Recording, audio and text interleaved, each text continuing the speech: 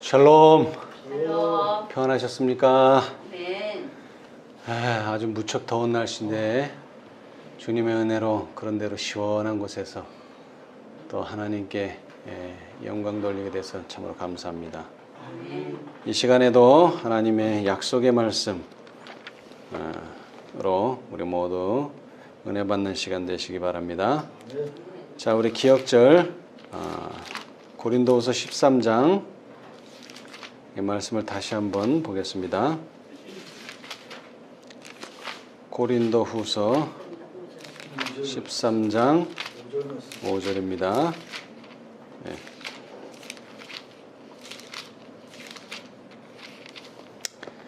너희가 믿음에 있는가? 너희 자신을 시험하고 너희 자신을 확증하라. 예수 그리스도께서 너희 안에 계신 줄을 너희가 스스로 알지 못하느냐? 그렇지 않으면 너희가 버리운 자니라. 아멘. 자, 그런데 그 앞에 말씀을 보겠습니다. 그리스도께서 약하심으로 십자가에 못 박히셨으나 오직 하나님의 능력으로 살으셨으니 우리도 저희 안에서 약하나 너희를 향하여 하나님의 능력으로 저와 함께 살리라. 자, 우리가 보통 예수는 나의 뭐요? 힘이요. 힘이요.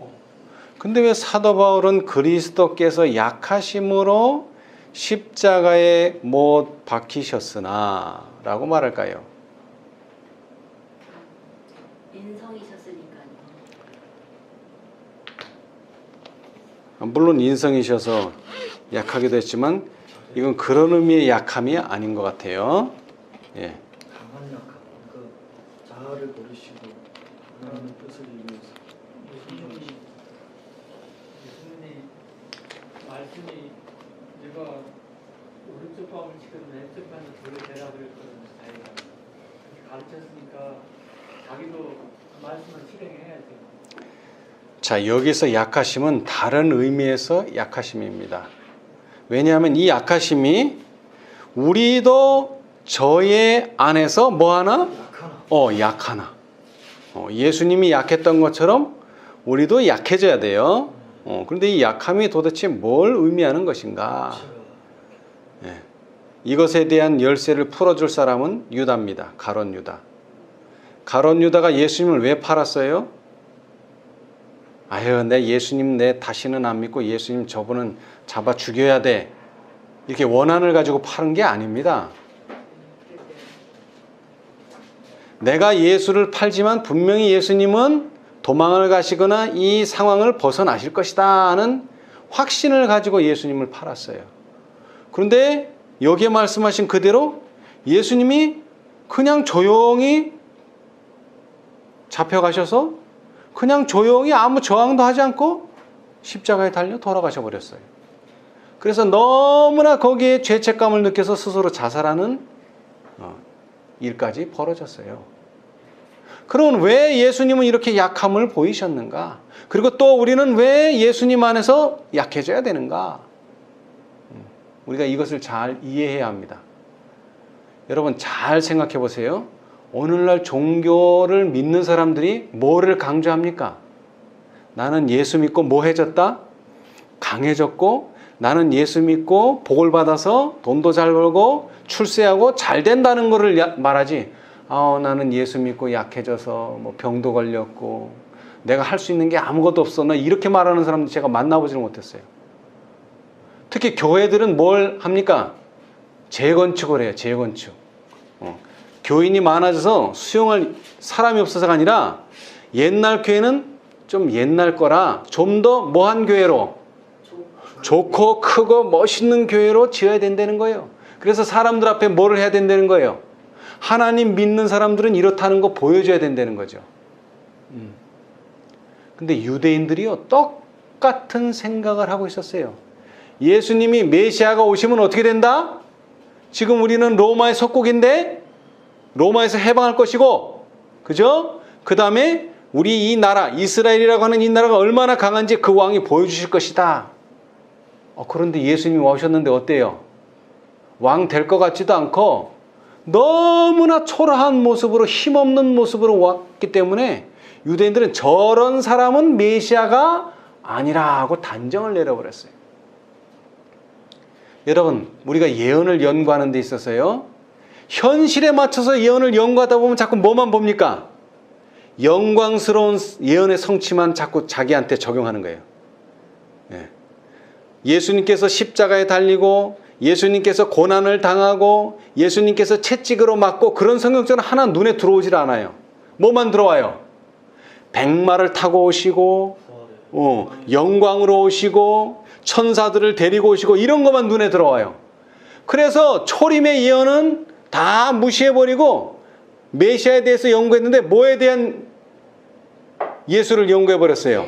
재림하실 예수가 초림하실 예수로 둔갑을 해버렸어요. 그래서 많은 사람들이 예수를 보면서 다 실망을 해버렸어요. 근데 그 선두에는 바로 이스라엘의 유대의 지도자들이 그렇게 예언을 해석해 버렸다는 것입니다. 그런데 유다가 그와 비슷한 일을 했는데 뭐라는 거죠? 자, 11명의 제자들은 다 자기가 원해서 왔어요? 예수님이 불렀어요? 예수님이 불렀어요. 나를 따르라. 그 말 듣고 다 따라왔어요. 그런데 유일하게 나를 따르라는 말도 안 했는데 예수님을 따르고 싶습니다 라고 말한 유일한 제자가 바로 이 유다입니다. 다시 말하면 유다는 뭘 가지고 왔다는 거예요? 자기가 바라는 무엇인가를 마음속에 품고 예수님을 따랐다는 거예요. 근데 다른 제자들은요, 그런 게 없이 예수님이 따르라고 했기 때문에 그 말씀을 따라서 그냥 제자가 된 겁니다. 저도 과거에는 그랬어요. 내가 참 하나님의 은혜로 하나님을 알고 교회를 알고 이 교회에 오게 됐다. 내 발로 걸어왔구나 생각을 했어요. 근데 그게 내 발로 걸어온 게 아니에요. 그걸 깨달아야 돼요. 이건 내 발로 걸어온 게 아니다. 하나님의 계획에 의해서 내가 이곳에 오게 됐고, 많은 사람들은 지금 이 상황을 보면서 자꾸 뭐를 생각합니까? 더 나은 상황으로, 내가 예수를 믿기 때문에 더 나은 상황으로 될 것이다 라고 추측합니다. 그리고 그렇게 되기를 바래요. 유다가 그랬어요. 유다가 왜 예수님을 따랐다고요? 마음에 원하는 게 있었는데 뭘 원했느냐? 이분이 말씀하는 거 보니까 어떻다는 거죠? 영감이 있고 은혜스럽기 때문에 이분이 정말 자신이 말하는 것처럼 메시아가 될 것이다. 그러면 메시아가 된다는 말은, 예수님이 말하는 메시아가 된다는 말은 십자가에 달려서 죽는다는 의미였지만, 유다가 생각하는 메시아가 된다는 말은 이 세상의 왕이 될 것이다. 그러면 나도 뭐 한다는 거예요? 한 자리를 차지할 것이다. 그 야망을 가지고 예수님을 쫓아다녔어요. 근데 아무리 쫓아다니고 3년 동안 아무리 쫓아다녀도 그럴 가망성이 보이지를 않아요. 그래서 예수님을 어떤 상황으로 몰아넣어서 예수님이 그렇게 할 능력을 보여주는, 그걸 만들기 위해서 일부러 예수님을 제사장들에게 팔아 넘겼어요. 그래서 여기 유다라고 하는 정에 보면은요, 계획이라는 말이 많이 나요. 누가 계획한 거예요, 이거다? 자기가. 자, 봅시다. 이제 첫 번째 계획. 자, 716페이지. 시대의 소망 716페이지. 구속의 역사 908페이지. 오른쪽 단. 유다라고 하는 장의 두 번째 문단. 유월절 조금 전에, 자, 이 유월절은 예수님이 돌아가신 유월절입니다. 그 유월절 조금 전에 유다는 제사장들에게 예수님을 넘겨주겠다는 약속을 다시 했다. 그때 그는 구주께서 기도하고 명상하기 위하여 자주 가시는 곳에서 그분을 잡기로 뭐 했어요? 계획했어요.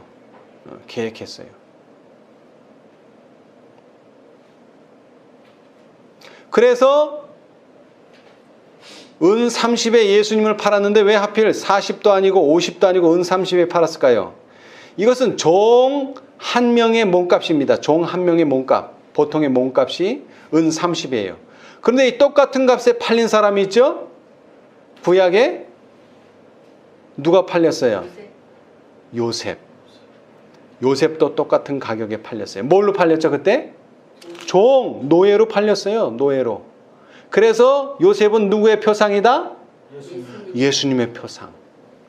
예수님의 똑같은 표상이에요. 그래서 요셉이 그렇게 말씀대로 잘하고 정의롭고 이렇게 했는데 결국 어디에 갔어요? 감옥에 갔어요. 감옥에. 영광을 받아도 시원찮은데 오히려 감옥에 갔어요. 정의롭고 정직하고 성실하고 부정을 하기 싫어하는 것 때문에 고소당해서 감옥에 들어가 버렸어요. 그러나 감옥에서도 뭘 잃지 않았어요? 믿음을 잃지 않았어요. 내가 이렇게 열심히 살았는데 왜 내가 감옥에 가? 하고 실망하지 않았어요. 꾸준히 감옥에 갔어도 꾸준히 성실했어요. 그러다가 기회가 와서 어떻게 됐어요? 뭐가 됐죠? 총리. 왕의 꿈을 해석함으로 해서 총리라고 하는 자리에 오르게 됐어요. 근데 그 총리가 뭐라 그랬어요? 왕이 뭐라고 말했어요? 나는 왕이지. 자리만. 나는 자리만 차지하지. 실제로 이 모든 나라를 누가? 요셉이. 요셉 총리 네가 다 다스려라. 자, 예수님도 뭐예요? 십자가에서 승리하신 이후로 하늘에 가셔서 뭐가 되셨어요? 왕이 되셨어요. 근데 실제적인 진짜 왕 중의 왕은 누구예요? 아버지 하나님이 왕 중의 왕이에요. 그러나 아버지 하나님은 타이틀만 가지고 계실 뿐이고 실제적으로 이 세상과 온 우주를 실제적으로 다스리는 분은 누가 되셔야 되는 거죠? 예수님. 왜 그래요? 고난을 이겨냈기 때문에. 그래서 14만 4천인도 예수님의 보좌 우편에 앉게 되는 거예요. 왜? 이 사람들도 예수님과 똑같은 절차를 밟았기 때문에. 그래서 예수님이 십자가를 이기셔서 왕이 되신 것처럼 우리도 뭘 이겨야 돼요? 십자가를 이겨야 돼요. 그런데 저는 유다가 아주 마음속으로 감화는 받았지만 별로 예수님과 같아질 마음이 없는 줄 알았어요. 그래서 다른 마음을 품고 있는 줄 알았는데 물론 다른 마음을 품고는 있었지만 그것은 미래에 대한 계획, 예언에 대한 계획을 다른 마음을 품었을 뿐이지 예수님을 3년 동안 따라다닌 유다의 마음속에도 뭐가 있었느냐? 예수님과 같아지고 싶은 마음이 있었습니다. 자, 우리 좀 더 읽어봅시다. 자, 그 밑에 문장 보면 유다는 마을과 도시로부터 예수께 모여드는 병자와 절름발이와 소용들을 보았다. 그는 죽어가는 사람이 예수님의 발 앞에 놓여 있는 것을 보았다. 그는 병자를 고치고 귀신들을 쫓아내며 죽은 자를 일으키시는 구주의 큰 이적을 목격했다. 그는 몸소 그리스도의 능력의 증거를 체험하였다. 그는 그리스도의 가르침이 일찍이 그가 들은 모든 가르침보다 훨씬 훌륭하다는 것을 깨달았다. 자, 그 다음 중요합니다. 그는 크신 선생님을 미워했어요? 아이고, 아니에요. 사랑하였으며 그분과 함께 있기를 간절히 사모했다. 그는 자기의 품성과 생애가 변화되기를 바랐고 자기 자신을 예수님과 연합시킴으로 그 같은 경험을 하고 싶어 했다. 이 말씀 보고 제가 깜짝 놀랐어요. 아이고, 유다 마음에도 이런 마음이 있었네. 유다 마음에도 있었습니다. 이런 마음이. 그런데 왜 유다는 예수님을 팔았을까요? 그게 이제 의문이죠. 자, 그런데 그렇게 되기 위해서는 유다가 갑자기 그렇게 된 것이 아니고 유다는 본래 돈에 대하여 강한 애착을 가지고 있었으나 이런 행동을 할 만큼 늘 부패되어 있던 것은 아니다. 그는 악한 탐욕의 정신을 길러서 마침내 그것이 그의 생애의 주된 동기가 되도록 했다. 자, 루터가 그랬죠? 새가 날아가다가 똥을 쌌어요. 그럼 내가 어떻게 돼요? 그 똥에 맞죠. 갑자기 벌어진 일이니 내가 뭐 어떻게 할 수가 없죠. 그죠? 똥은 맞을 수 있어요. 날아가던 새가 싸는 똥은 맞을 수 있어요. 그러나 새가 내 머리 위에 둥지는 틀게 하지 않겠다. 그런데 유다는 어떻게 했어요? 이런 좋은 마음, 예수님을 사랑하고 예수님과 함께 있고 싶고 내 품성이 좀 변화되기를 바라고 예수님과 연합하고는 싶었지만 또 한편엔 뭐가 있었어요? 돈에 대한 강한 애착이 있었어요. 그런데 이게 서로 싸울 때 기도하고 말씀을 읽어서 한 번씩 잘라주고 절단하고 이렇게 전정을 해줘야 되는데 어떻게 했어요? 그는 악한 탐욕의 정신을 길러서 마침내는 어떻게 돼버렸어요? 이게 열매를 맺어버린 거예요. 예수님을 파는 건 열매가 맺힌 거예요. 돈에 대한 애착이 그리스도께 대한 그의 사랑을 능가해버렸어요. 여러분, 사람들이요, 조금은 나도 변하고 싶고요, 조금은 나도 좀 의롭게 살고 싶고요, 조금은 나도 착한 일을 하고 싶은 마음이 아무리 악한 사람이라도 조금씩은 다 있습니다. 그게 양심이라고 하는 것입니다. 양심. 사람들은 양심을 다 가지고 있어요. 그런데 어떤 사람은 그 양심대로 사는 반면에 어떤 사람은 뭐예요? 그 양심의 소리를 죽여버려요. 양심의 소리를 죽여버려요. 이것이 한 번이 되고, 이것이 두 번이 되고, 이것이 한 달이 되고, 이것이 1년이 되고, 이것이 평생이 되면 뭐가 맺히는 거예요, 이제? 열매가 맺히는 거예요. 본인이 원하든, 본인이 원하지 않든. 특별히 이 유다의 마음은요, 돈에 대한 애착도 있었지만 뭐에 대한 생각이 있었느냐면 하나님께서 하시는 일에 대한 자신의 계획이 있었어요. 자, 봅시다.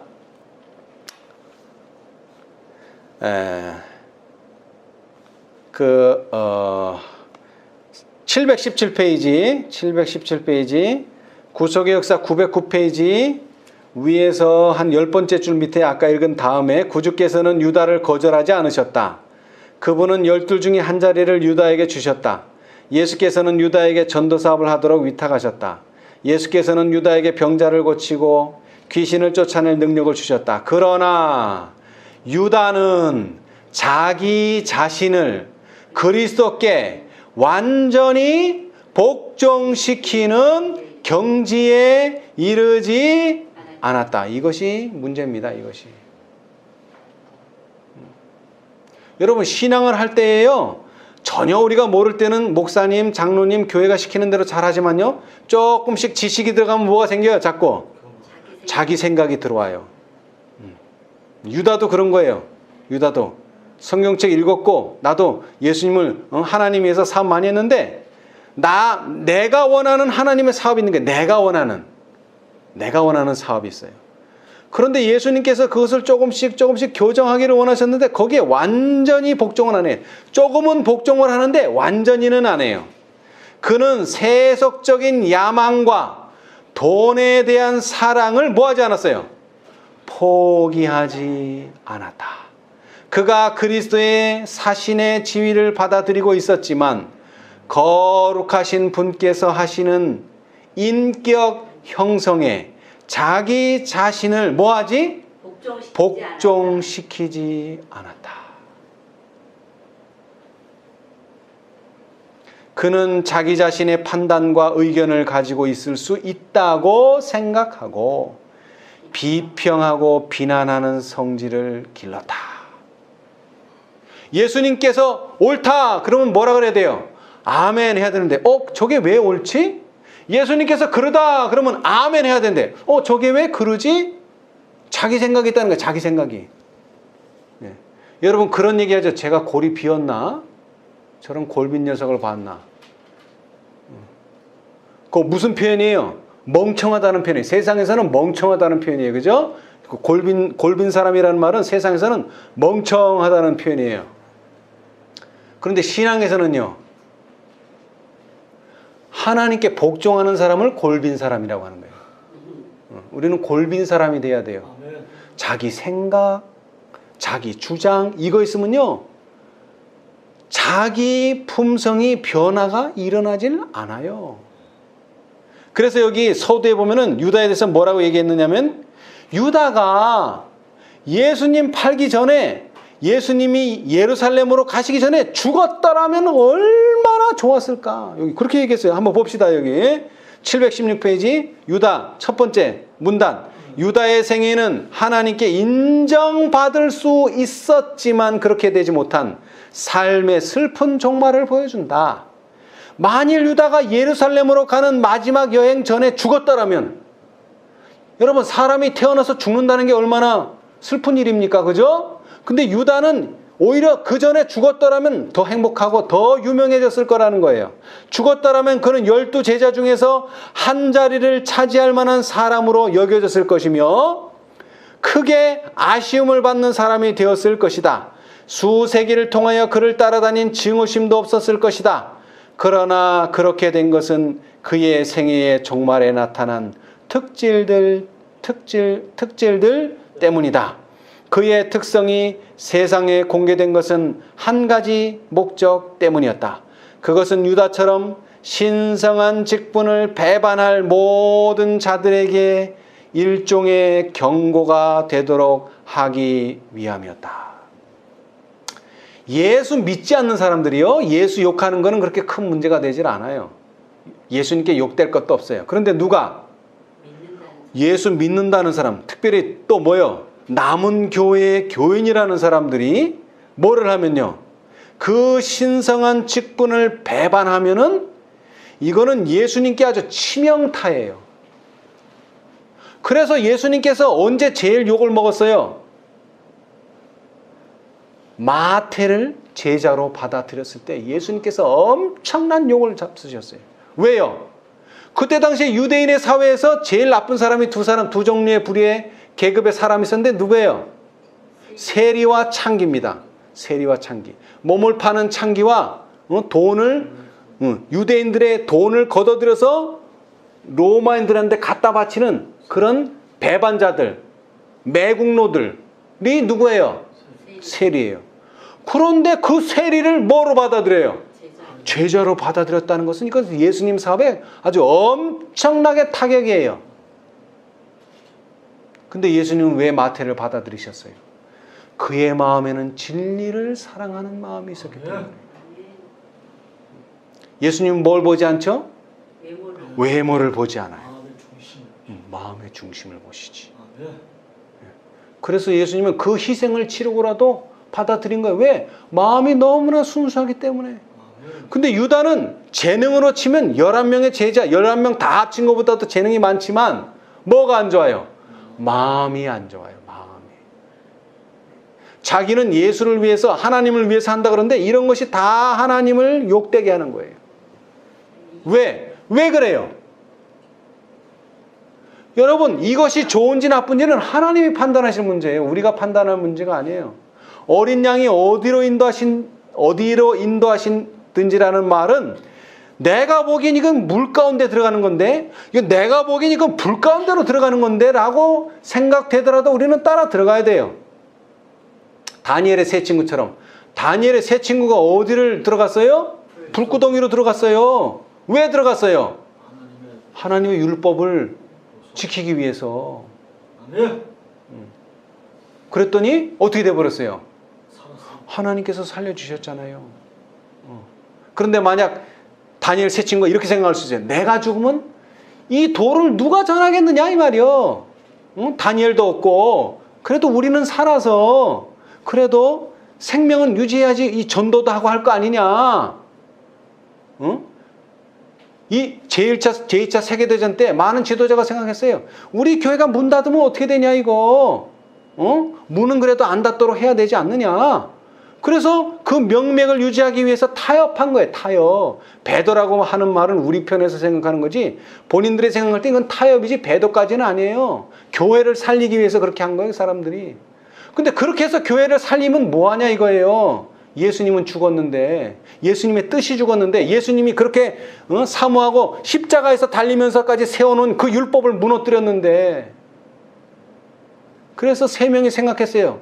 내가 죽더라도 하나님은 일하실 것이다.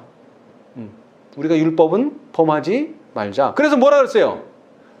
하나님이 우리를 구원해 주시지 않는다 할지라도 나는 뭐라는 거예요? 그 금신상에게 절할 수 없다는 겁니다. 그러나 하나님께서는 그들을 살려 주셨습니다. 왜? 그들은 증인이기 때문에 죽일 수가 없어요. 14만 4천인이 왜 죽지 않습니까? 왜 살아서? 증인이기 때문에 그런 거예요. 이것도 증인이 아니면 죽을 수도 있어요. 침례 요한은 왜 죽었어요? 그의 일을 다 했기 때문에 잠든 겁니다, 여러분. 그래서 이 유다가 불만인 것 중에 하나가 왜 침례 요한을 살려주시지 않았는가? 여기 나와요. 왜 침례 요한을 살려주시지 않았는가? 그러니까 자기의 계획이 항상 있었다는 거예요. 전도 사업을 하거나 하나님의 봉사를 할 때 자기의 생각이 항상 있었어요. 자기의 생각은 뭐예요? 침례 요한을 살려주셔야 된다. 그런 게 있었어요. 그런데 자 보세요. 예수님께서 자기의 때가 되지 않았는데 가나의 혼인잔치에서 누가 얘기했어요? 어머니가. 누가? 어머니가 동생도 아니고 친구도 아니고 제자도 아니고 누가?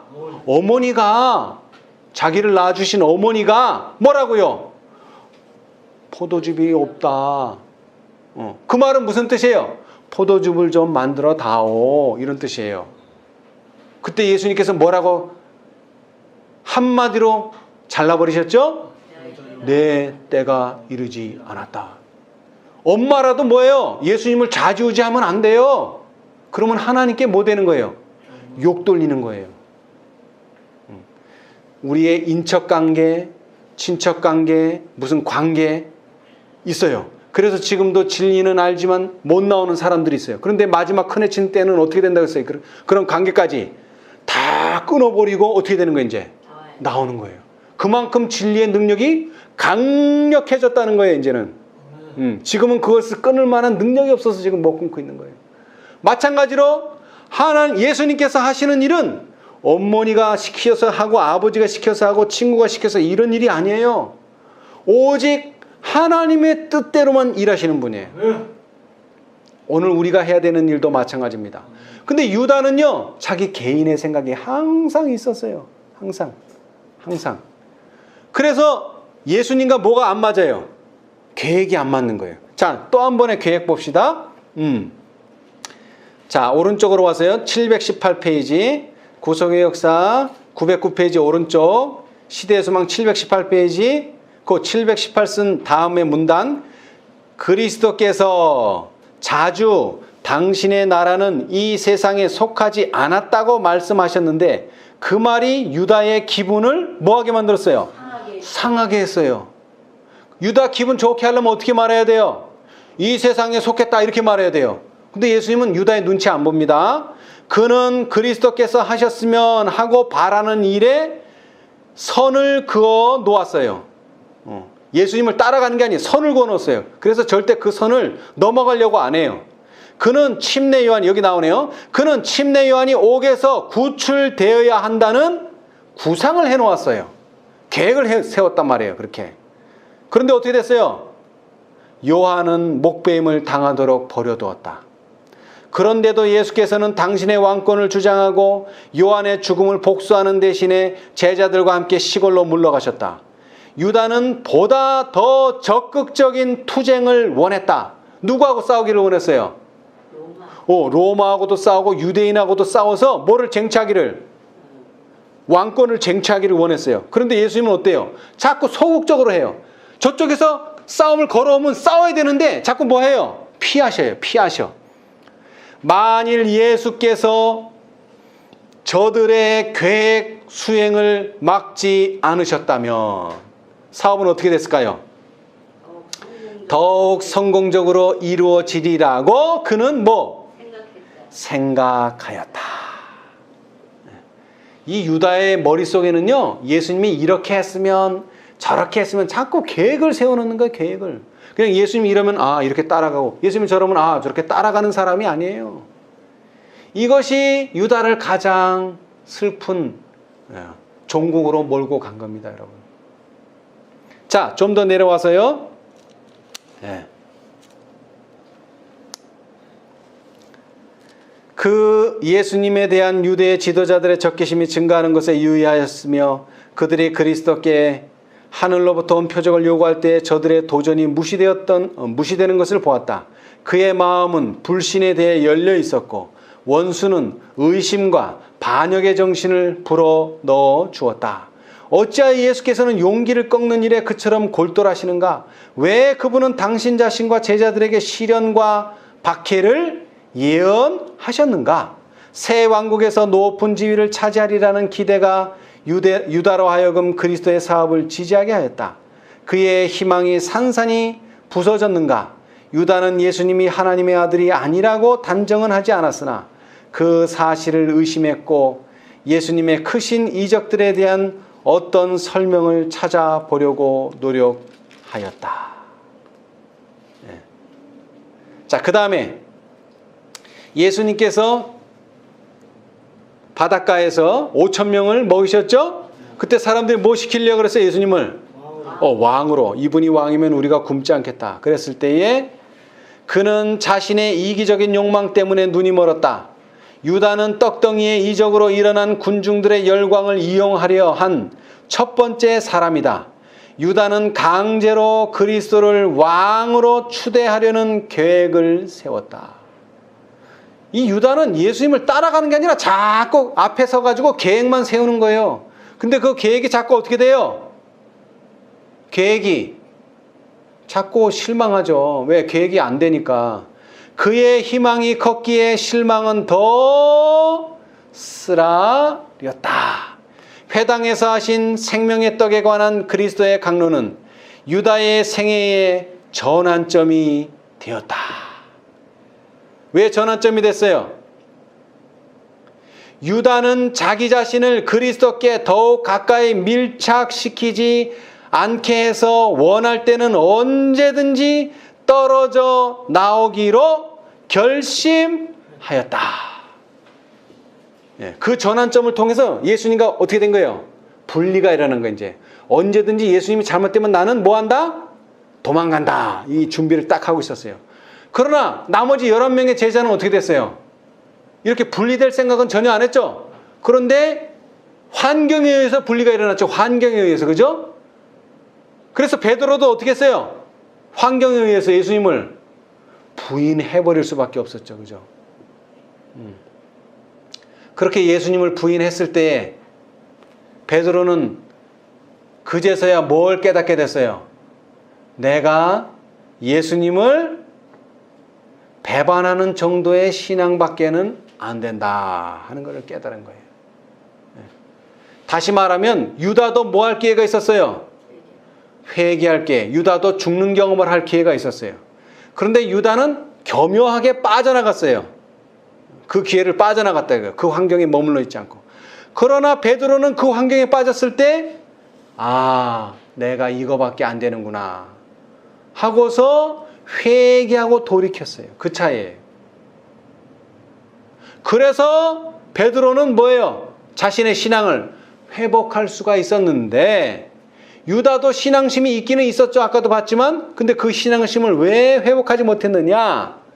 정말로 예수님께 매 달려야 할 순간에 도망을 가버린 거예요. 유다가. 자, 마찬가지입니다. 여러분. 오늘날 우리는 뭐가 우리 앞에 기다리고 있어요? 일요일 휴업령. 그 다음에 일요일 휴업령 끝나면 또 뭐가 올 거예요? 환란이 올 거예요. 이거 다 어떻게 견뎌낼 거냐 이 말이에요. 자, 우리 각시대의 대쟁투 608페이지.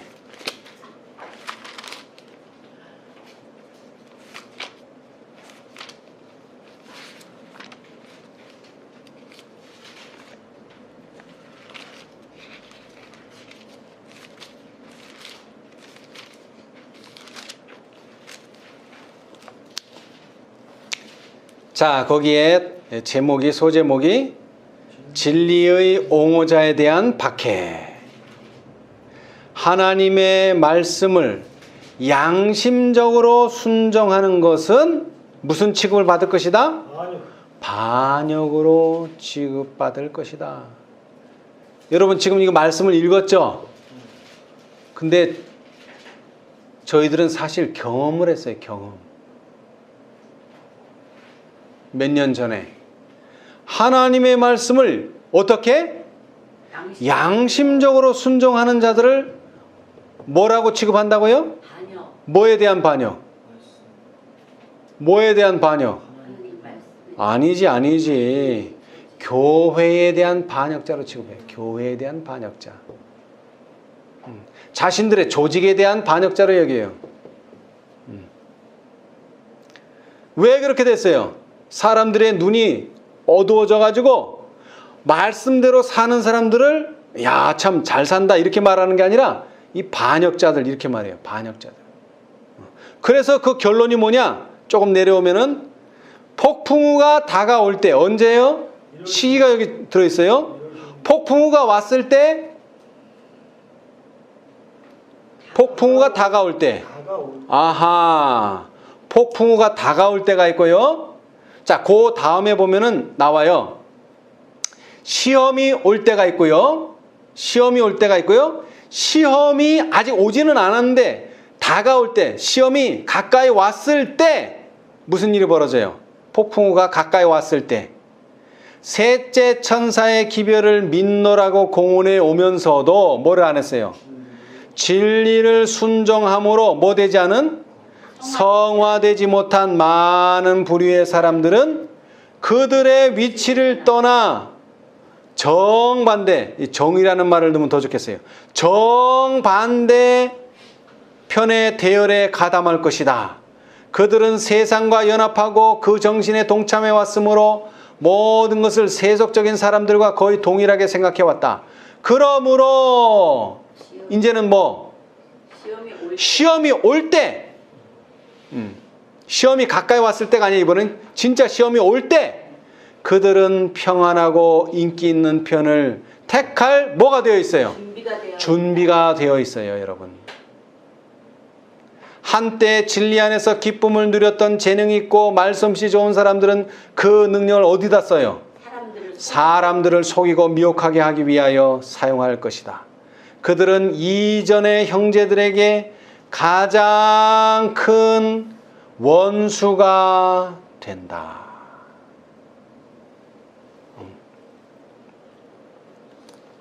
자, 여러분 잘 들으세요. 폭풍우가 다가올 때 준비가 돼요. 무슨 준비가 돼요?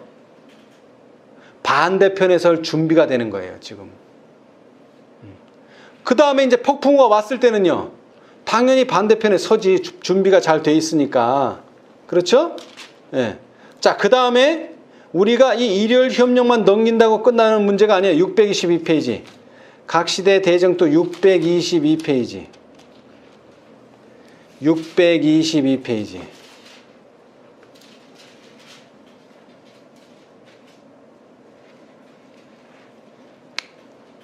자, 622라고 써져 있죠?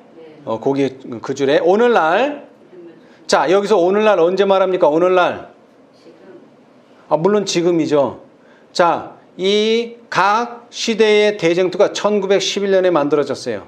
그때 당시 1911년 당시 믿음을 조금밖에 활용하지 않는 자들은 어떻게 된다고요? 사단의 기만적 권세와 뭐를 억압하는?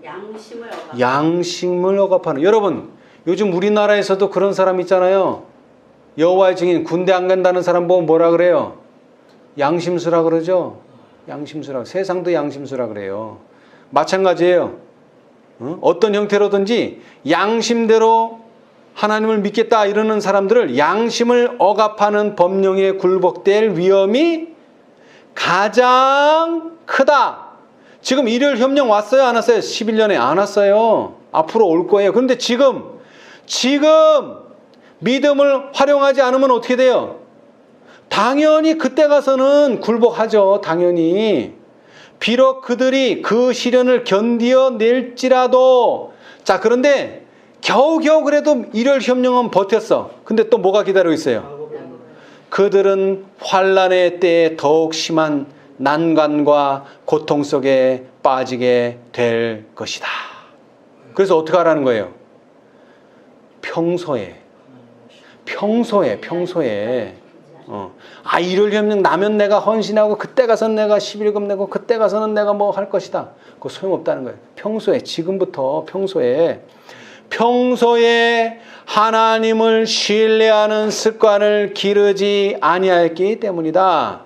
그들은 그들이 등한히한 믿음의 교훈을 무서운 절망 가운데서 배우지 않으면 안 될 것이다. 배우고 구원을 얻는다면 좋겠지만은 여기 가서 배운다는 얘기는 뭐예요? 구원을 잃어버렸다는 얘기예요. 이때 가서 배울 이야기가 아니란 말이에요. 언제 배워야 돼요? 지금 배워야 돼, 지금. 뭐를 통해서? 말씀, 예언의 말씀. 누가 예언의 말씀을 가져왔어요? 넷째 천사가, 계시록 18장 천사가 가져왔단 말이에요. 그런데 거부.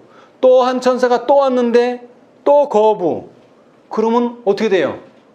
일요일 시험령을 견디고 싶은 마음은 있지만 견딜 능력이 없는 거예요. 능력이 안 되는 거예요.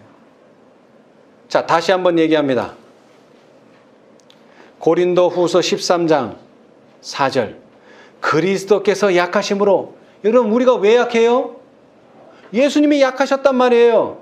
그러니까 약하니까 뭐 해야 돼? 평소에 예수님을 의지해야죠. 예수님은 누구를 의지하셨어요? 항상 하나님 아버지를. 힘들 때 기도하시고 의뢰하셨어요. 약하다는 것을 한 번도 잊어버린 적이 없어요. 예수님께서는 십자가에 달리실 때까지 본인이 약하다는 것을 인정했고 본인이 약하다는 것을 항상 기억하고 있었어요.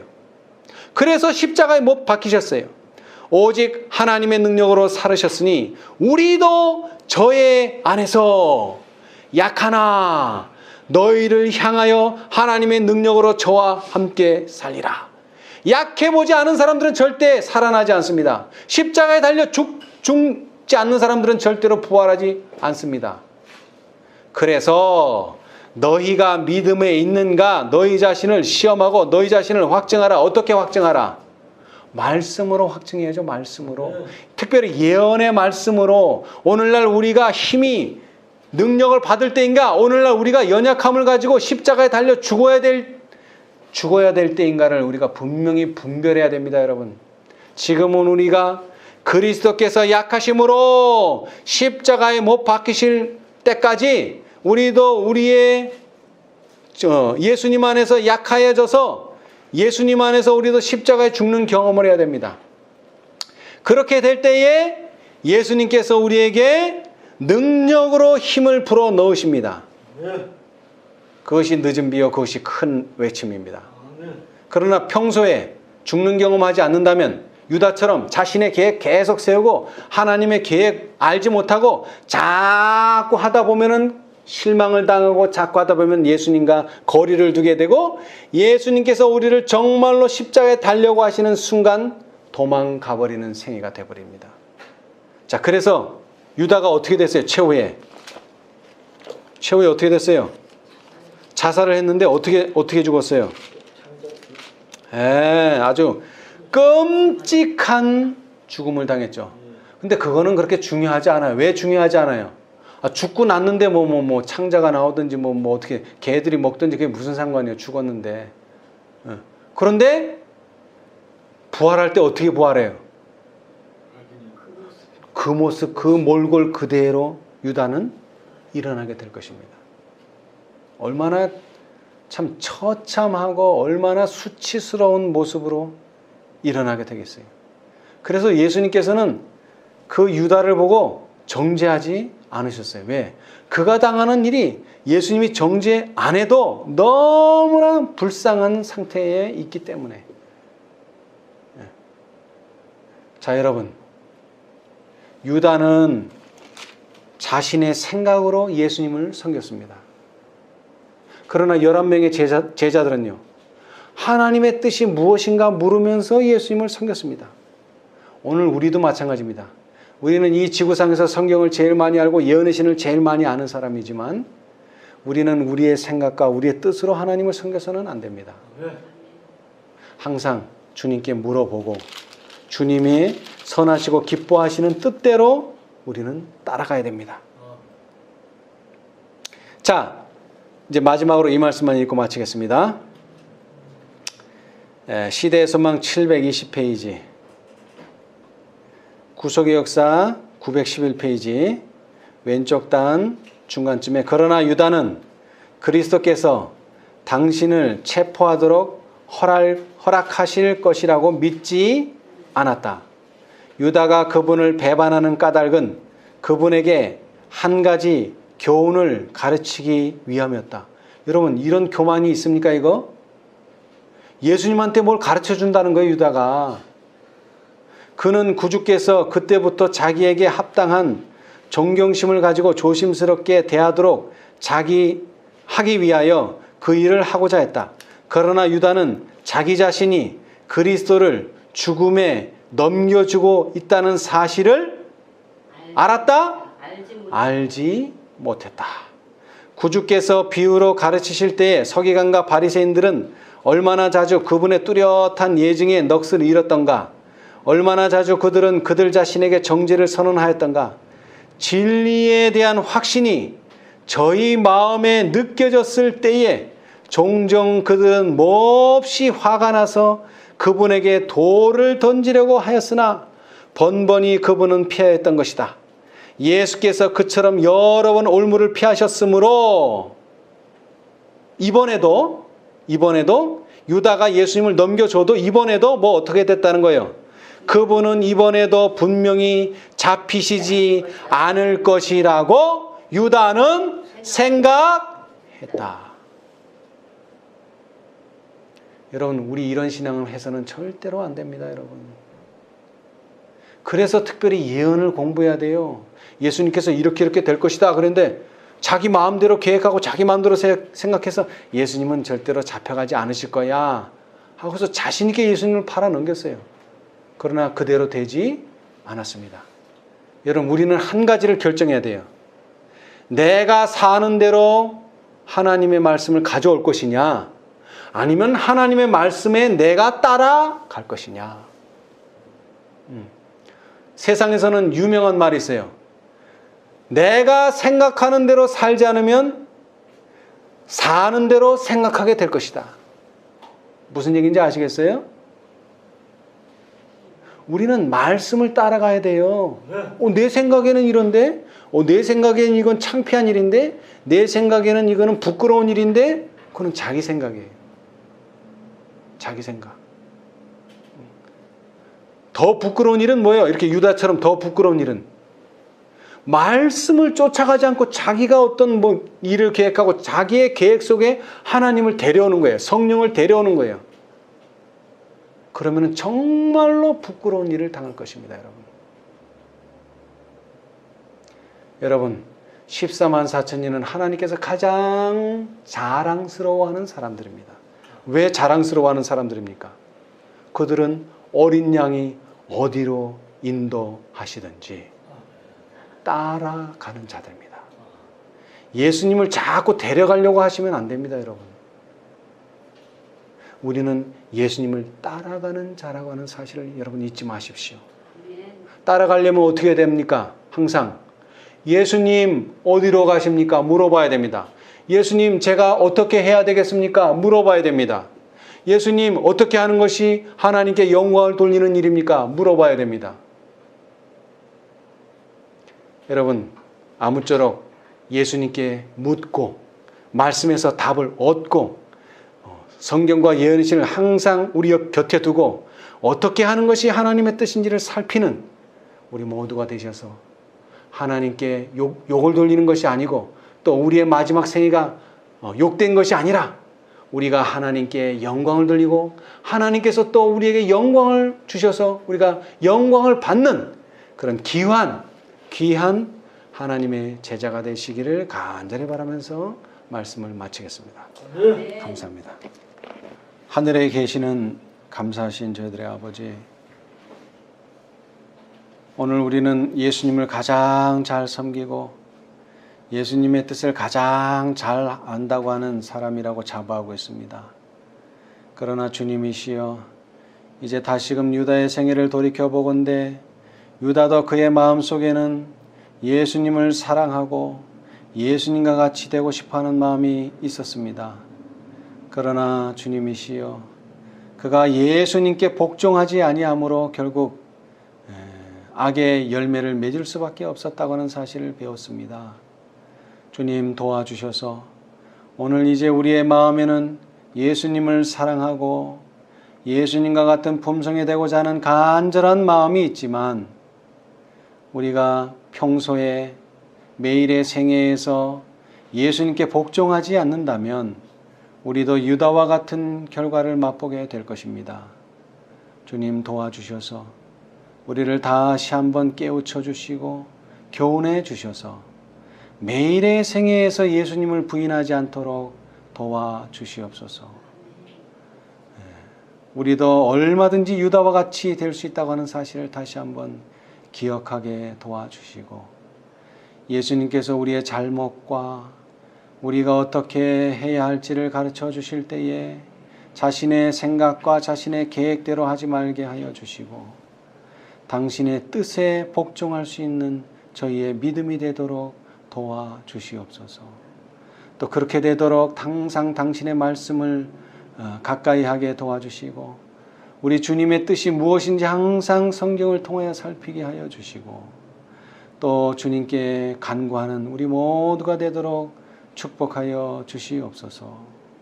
특별히 시험의 시기가 다가올 때에 폭풍우가 다가올 때에 진리로 말미암아 성화되지 않은 주님께 복종하지 않은 자들이 반대편에 설 준비가 된다고 하셨습니다.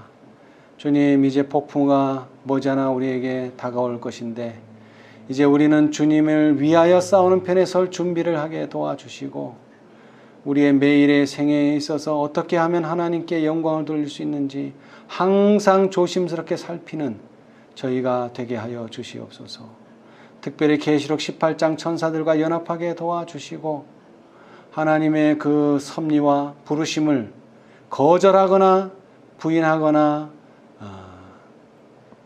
등한히 여기는 어리석은 처녀가 되지 않도록 도와주시옵소서. 또 특별히 우리는 마음의 원이지만 육신이 약하다고 예수님께서 말씀해 주셨습니다. 참으로 우리는 육신이 너무나 연약합니다. 주님, 우리가 약하다고 하는 사실을 다시 한번 기억하게 도와주시고 그리스도께서 약하여 십자가에 달리셨던 것처럼 우리도 그분 안에서 약하지만 십자가에 달려야 한다는 사실을 잊지 않도록 도와주시옵소서. 그러나 우리가 이렇게 믿음 안에 죽을 때에 예수님께서 그의 능력으로 살리신다고 하셨사오니 믿음으로 이 일을 이룰 수 있도록 우리에게 믿음을 더하여 주시옵소서. 또 이제 주님께서 준비해 놓으신 늦은 비와 그 늦은 비로 말미암아 크게 외칠 때에 이 모든 일을 감당할 수 있도록 도와주시고 그렇기 위하여 오늘 이렇게 힘들고 어려운 시련 가운데서라도 예수님을 부인하는 자가 되지 않도록 도와주시옵소서. 또 특별히 이 무더운 날씨로 인하여 우리의 건강이 상하지 않도록 도와주시고 또 이 무더운 더위로 인하여 우리의 믿음이 연약해지지 않도록 주님 도와주시옵소서. 또 우리 주위의 가족들과 또 우리 친지와 또 많은 아는 사람들에게 하나님의 진리의 영광을 드러내게 부족함이 없는 저희가 되도록 축복하여 주시옵소서. 모든 것을 예수님의 이름으로 기도드리옵나이다. 아멘.